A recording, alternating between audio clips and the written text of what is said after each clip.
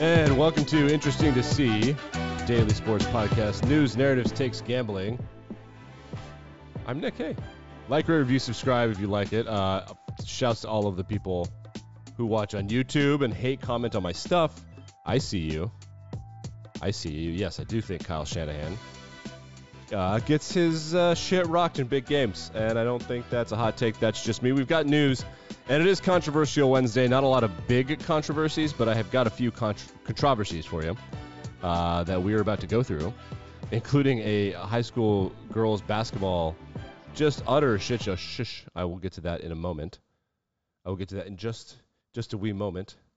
But we got some coaching news, and there's a little bit of a conspiracy happening here in the NFL coaching world. So the Broncos were talking with Jim Harbaugh, which I'm telling you right now was always bullshit. It's like at one point it was Harbaugh getting more money, and now I think it's Harbaugh trying to be relevant. And I just want him to know, never, ever, it is never happening again, never. Grown men who make more money than you are not going to play into you trying to be their dad. Never. Not you. Some men can do that. Mike Tomlin famously tells his players, call me Mike. We're grown men who work together. So it's not going to happen for Harbaugh. So they're flirting with Harbaugh. And then the rumors were swirling about Sean Payton and DeMeco Ryans. So DeMeco Ryans, former player, I think he played for the Texans. I don't remember. But he has been hired by the Texans. So that is a black head coach going to the Texans. We've seen this movie before, but not so fast, according to Adam Schefter. In this tweet, DeMeco Ryans replaces Lovie Smith, who replaced David Culley. David Culley was a sacrificial lamb. Lovie Smith was a sacrificial lamb. The rumors were for a long time that the Texans had wanted to hire Josh McCown, who had zero coaching experience. It was exactly the same thing as Jeff Saturday. But then the Robert Flores thing happened last year, if you recall, where it was like insider baseball, and he knew that he wasn't getting a fair shake, so he sued the league. The Texans then, I think, very much took one for the team and hired a black coach. And they're like, look, we hired a black guy. But now they hired DeMeco Ryans, and this does not seem to be the same situation. DeMeco Ryans, 6-year deal. Dan Campbell got a 6-year deal. So when coaches get long deals, it's for one of two reasons. Either A, what's always for the same reason, which is that's what it takes to get them. But most coaching contracts are 4 or 5-year deals to start out, and there's an extension after 2 or 3 if they're good, or they get fired after 2 or 3 if they don't make the playoffs. If there's a 6-year deal for the Lions, I know it was very much you have to prove that you, like, it's him telling them, like, you guys suck. Like, my first year can't count, essentially. Like, my real contract starts year 2 because this is a mess, and I know that we're just going to fight through this. I think that the Texans, unlike the Lions when Campbell took over, have some better pieces around them. They've been tanking for a while, so they should, but DeMeco Ryans is the head coach of the San Francisco 49ers, so that's part of it. Immediately after he's hired, like moments later, Adam Schefter and Ian Rappaport on Twitter announced that the Denver Broncos are trading for Sean Payton. Sean Payton will be the new head coach of the Denver Broncos. That means that they have so the Saints own his rights because he retired with them. So he can't just retire and then switch teams. The NFL knows that trick. There are various rules. You can trade head coaches. Gruden was traded. I think Belichick might have been traded too. I don't remember. I think he was. He was traded from the Jets to the Patriots, I think, right after the Browns thing. I don't remember. It doesn't matter. So he's been traded to the Denver Broncos from the Saints, and I know that the compensation is a first-round pick. We'll talk about that in a second. But the idea here is that the Broncos wanted DeMeco Ryans. Ryans chose the Niners. Then the Broncos had a backup plan, which was Payton, which is weird for Payton that he was the backup plan. A lot of people are like, who takes a year off of football? Is he still ready? Is he still good? And then, like, yeah, he got a lot of credit after the one Super Bowl. The winning Super Bowls is hard, and it takes a considerable amount of luck. But I judge NFL success on how many Final Fours you reach. And I know Final Fours are the basketball thing. But how many conference championships can you get? That's when you're consistently a replicatable coach. And if you can't get over the top, like Andy Reid had 1 million, he's had so many losses in championship games. However, that either means you overachieved with a team that shouldn't be there, or it means that you're putting together enough success that you can get to the championship game. That means make a playoff run. So when you just narrow it down to good teams, and then you're also good enough in the regular season to get into the playoffs. So Payton did that. People are going to have that take. But the idea here is that the Broncos had Payton on the back burner the whole time, which is hilarious because that means they never gave a shit about Jim Harbaugh. And I'm telling you they didn't. I don't know that. I don't have insider information, but I'm telling you right now, they did not care about him. They didn't. Okay, controversial Wednesday. We've got some conspiracy theories. I'm a little late to the party on this one. It happened last week sometime. So let's start with we have some basketball controversies happening here. This is from SI.com, which is one of those websites that very, very sad gave away their content for free, and now people don't subscribe to their magazine, and their entire staff is essentially doesn't work there anymore. But the Memphis Grizzlies, Jaren Jackson Jr., seems to be a lot better at home than he is on the road, which is really interesting.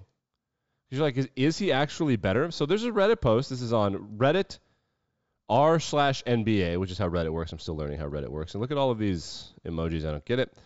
I don't understand Reddit. It's a weakness in my game, and I'm working to get better every day. What can I say? The Memphis Grizzlies scorekeeper posting fraudulent numbers. So this is the entire Reddit post, which means this guy went into deep. I'll continue as flounder. Thank you. I just want to be a guest. Thanks, Reddit. Memphis Grizzlies scorekeeper posting fraudulent numbers for Defensive Player of the Year leader, Jaren Jackson Jr. So look at all of this research that he did. So here are his 3 big bullet points. Jaren Jackson plays much harder at home and hustles like a maniac and focuses. Potential explanation number 2. The Memphis scorekeeper is a huge Jackson Jr. fan and purposely is embellishing his steals and blocks, since it's much easier to do than points or rebounds. You can't fake a point or rebound. If you're the guy that shot the ball and it goes in, those are points. Can't lie about that. Assists, can't really lie about that either. You can kind of fudge a little bit, but no, really. Blocks and steals, that's a steal, right? Potential explanation number 3. This is from the Reddit post again. It's on your screen. It should be investigated in this age of fantasy basketball and gambling on sports whether the scorekeeper and or his family bets on Jaren Jackson. So what he's saying is that either A, Jackson is better at home, which means he's worse on the road and therefore not the Defensive Player of the Year. B, the scorekeeper is trying to help him win Defensive Player of the Year. Or 3, this guy's trying to win bets and is playing insider baseball so that he can fix games. That explanation makes a ton of sense to me because that probably happens a lot more than we realize or want to talk about. However, the Grizzlies have now had to respond to this. The Ringer, which is it's like Barstool, but it's started by Bill Simmons, so it's like, how Barstool's mostly Dave Portnoy, but the Ringer is just Bill Simmons' blog, but with a bunch of people. I don't know how he makes all that money. I don't get it. But Kevin O'Connor is a senior basketball writer at the Ringer, you see right here. He has his own evidence to dismiss the Reddit post as inaccurate. So now people are going back over Jackson's games to find out if this is true. So this is an outlier in statistics. Here's Kevin. I watched every block by Jaren Jackson Jr. in slow motion from alternate angles to investigate the NBA Reddit thread claiming the Grizzlies scorekeeper is posting fraudulent number. Only 3 of his 66 home blocks are incorrectly labeled, a completely insignificant amount. Continuing on, the Reddit thread said this block was incorrectly credited to Jaren Jackson Jr. It's hard to tell from this broadcast angle, but the slow motion alternate angle shows that JJ does get his hand on it. I love this because this is so funny how sports media works. This is proof that sports media is not journalism. This would become real journalism if there was betting fraud. That's just fraud or like illegal bookies and things. But this guy, Kevin O'Connor, woke up and had to watch every single Jaren Jackson Jr. block to refute a Reddit post by a dude whose username is addmassive66666 4 days ago. 66,000 upvotes, which seems like a lot to me. Because you can downvote Reddit posts. You can vote against them. So it seems that now that people are paying attention to it, the worst case scenario for this, the most boring scenario, which is that Jaren Jackson Jr. is just better at home. So he should probably play better on the road. I don't know. Maybe it has to do with their home schedule. I don't know. But he should play better. He should absolutely play better on the road if he wants to win Defensive Player of the Year. Okay, controversy number 2. This is the creepy one. This has been making its way around TikTok and Twitter. I can't believe it hasn't gained more traction, but it's a high school basketball team. I'm actually not sure what state. Let's find out. Portsmouth. That sounds like Virginia. Yes, Portsmouth, Virginia. Okay, a coach at Churchland High School has been fired. Why has she been fired? It's for the girls' basketball team. Because this grown-ass woman posed as a 14 or 15-year-old girl and played in a JV basketball game. That happened last week. And the TikTok highlights, which is TikTok just posted a news story here. I can show you it right now, actually. So there's my TikTok. Let's go to it. Where is she? Where is she? This is highly investigative work. So this is from Julie Christine, who just took a video of the news story. I hope the news story gets legit credit. If you just fast forward here a little bit, this is her. Watch her block this, like, child. Watch this. Look at her. Boom! Get out of here. Like, dude. Wow. How about some therapy? Here she is again. Look at that. Ooh. Too easy. And one. She's like, see that little and one right there? Girls. Like when I say girl, like I know a lot of times it can come off as sexist when you call a woman girl. No, those are girls. Those are children. Legally. And so she's been fired, and the team canceled the season. Which, the craziest thing about this, to me, by far, is that what do the girls on the team do in this situation? Like, hey, mama's got to go get her buckets. Shut the fuck up. I have no idea. I have no idea what that must have been like. Oh my God. It's just unbelievable to me that could happen. Remember we did the whole Bishop Sycamore. I don't want to be this guy, but I was one of the first guys on that story.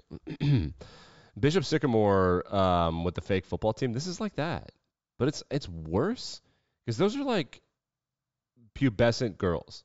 I know high school football teams can often have 14 and 15-year-olds who are playing. Bishop Sycamore had guys that would start for many D1 teams in high school.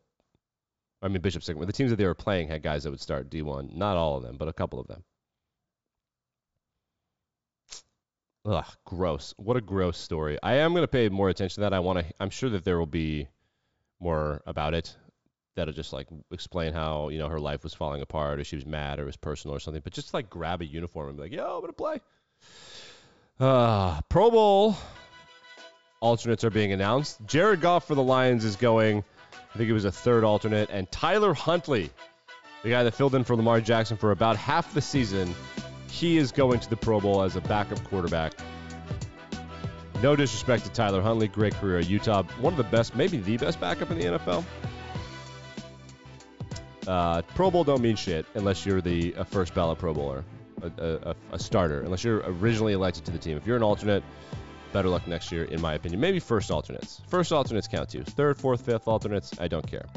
Not for me. Because guys that have been there multiple times don't want to do it. Got news yesterday from the Baltimore Ravens. Are they going to sign Lamar? Maybe, but right now they're going to franchise tag him. They're going to prevent him from hitting free agency. It's going to be like $50 million, $60 million a year, which is going to be crazy. Unbelievable. I don't think he's going to stay on the team. I think they're going to trade him. Now, we'll find out. Back and better than ever tomorrow.